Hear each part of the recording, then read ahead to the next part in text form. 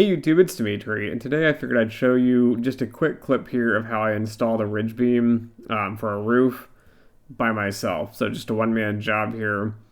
You'll notice in the middle or towards the right of this shot, I built this contraption here to kind of hold one end of the board. And it's basically just three pieces of 2x6 that are just screwed together. The middle one is the shortest, so you can set the ridge beam inside of it.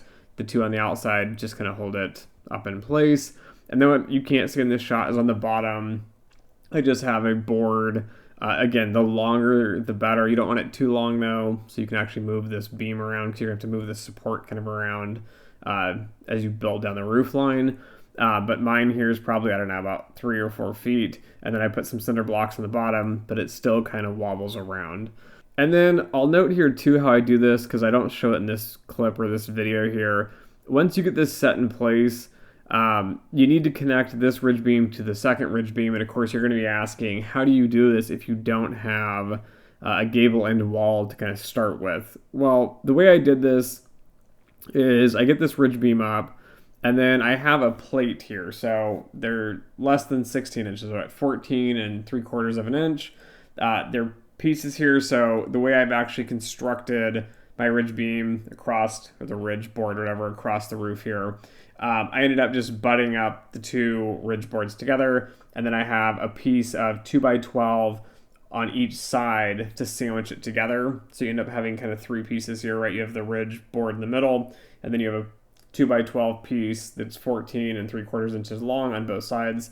So what I do when I get this one ridge board up on the end here is I just measure off halfway of what it would be. So it's like 7 inches and a little bit more than a half, so like maybe 5/8 or something.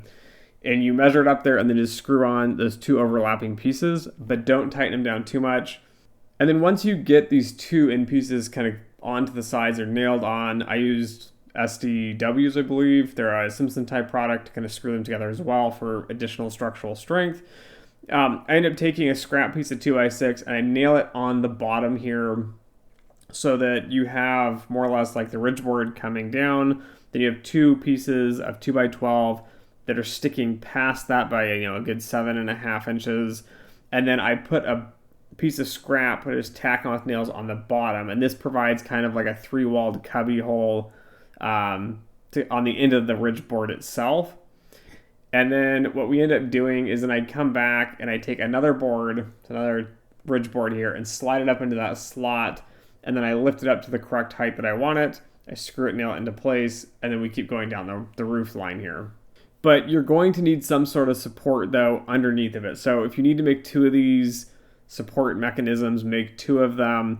I ended up having someone come help with one of the boards just because I needed a little extra hand here and there. But it is definitely possible if you build 2 of these support pieces to do this 100% by yourself. So anyways, thanks for watching. Don't forget to like, share, and subscribe. And as always, until next time.